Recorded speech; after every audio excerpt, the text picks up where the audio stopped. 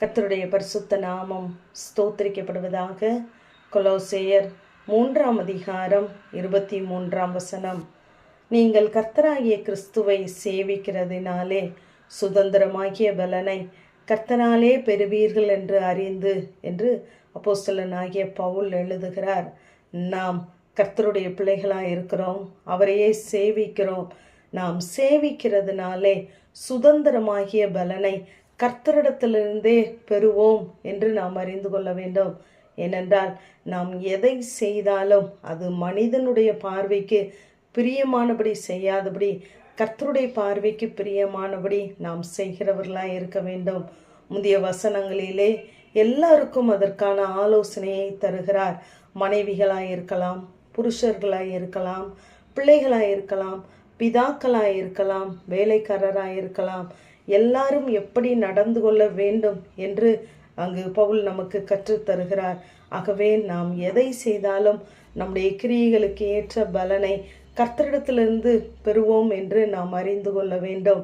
அவர் நம்மை சுதந்திரமாய் மாற்றியிருக்கிறார். நாம் அவரிடத்திலிருந்து பலனை பெறுவதற்கு நம்மை அவர் பிள்ளையாய் ஏற்றுக்கொண்டிருக்கிறார். லேவியராகமம் 25:55 இஸ்ரவேல் புத்திரர் என் ஊழியக்காரர்கள், நான் அவர்களை புறப்பட பண்ணினேன் எகிப்து தேசத்திலிருந்து என்று சொல்லுகிறார். ஏனென்றால் நாம் தேவன் தருகிற சுதந்திரத்தை அனுபவிக்கும்படியாக அந்த எகிப்து என்ற காலவாயிலிருந்து நம்மை மீட்டு கொண்டு வந்திருக்கிறார். எபேசியர் 1:14 அவருக்கு சொந்தமானவர்கள் அவருடைய மகிமைக்கு புகழ்ச்சியாக மீட்கப்படுவார்கள். நம்முடைய சுதந்திரத்தின் அச்சாரமாய் ஆவியானவர் இருக்கிறார் என்று சொல்லுகிறார். நம்மை சுதந்திரமாய் தேவன் ஏற்றுக்கொண்டதினாலே பரிசுத்த ஆவியை அவர் நமக்குள்ளே தந்து பிள்ளை என்ற அதிகாரத்தை அச்சாரத்தை நமக்குள்ளே வைத்திருக்கிறார். அது இன்று நேற்று நடந்தது அல்ல. நாம் பிறப்பதற்கு முன்பதாகவே அவருடைய தீர்மானத்தின்படி நாம் முன்குறிக்கப்பட்டு கிறிஸ்துவுக்குள் அவருடைய சுதந்திரராய் இருக்கும்படி தெரிந்து கொள்ளப்பட்டோம் என்று எபேசியருக்கு எழுதுகிறார். ஆகவே நாம் முன்குறிக்கப்பட்டவர்கள், தேவனுடைய தீர்மானத்தின்படி அவருடைய சித்தத்தின் ஆலோசனையின்படி நாம் தெரிந்து கொள்ளப்பட்டவர்கள் என்பதை நாம் மறந்து போகக்கூடாது. நாம் புத்திரனாய் இருக்கிறோம், புத்திரனே ஆனால் நாம் சுதந்திரராய் இருக்கிறோம் என்று கலாத்தியர்ல எழுதுகிறார்.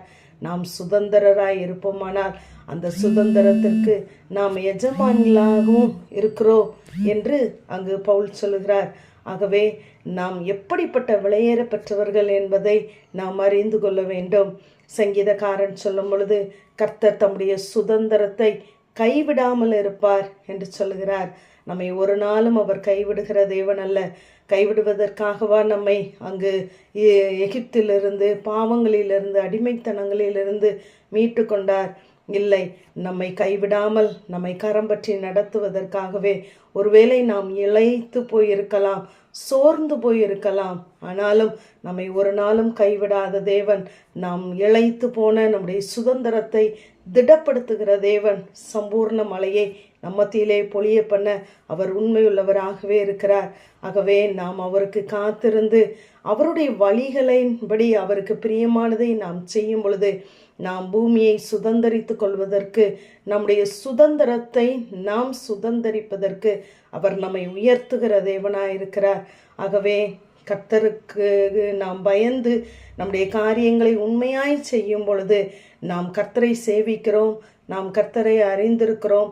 அந்த பலனை, நாம் செய்கிற ஒவ்வொரு கிரியைகளின் பலனையும் கர்த்தராலே நாம் பெறுவோம் என்று அறிந்து நமக்கென்று தேவன் நியமித்த பாதையிலே உண்மையும் உத்தவமாய் செய்ய வேண்டிய காரியங்களை செய்ய கர்த்தர் நம்மை பலப்படுத்துவாராக. அப்படி செய்யும் பொழுது நேர்த்தியான இடங்களிலே நமக்கு பங்கு உண்டு, சிறப்பான சுதந்திரம் நமக்கு உண்டு. ஆமேன். ஜெபம். பிதாவாகிய தேவனே, குமாரனாகிய இயேசு கிறிஸ்துவின் நாமத்தின் மூலமாய் உடைய சன்னிதானத்திலே வருகிறேன். கர்த்தரின் சுதந்திரமும் என் பாத்திரத்தின் பங்குமானவர் என்ற வேத வார்த்தையின்படி கர்த்தாவே, நாங்கள் உண்மையை நம்பி இருக்கிறோம்.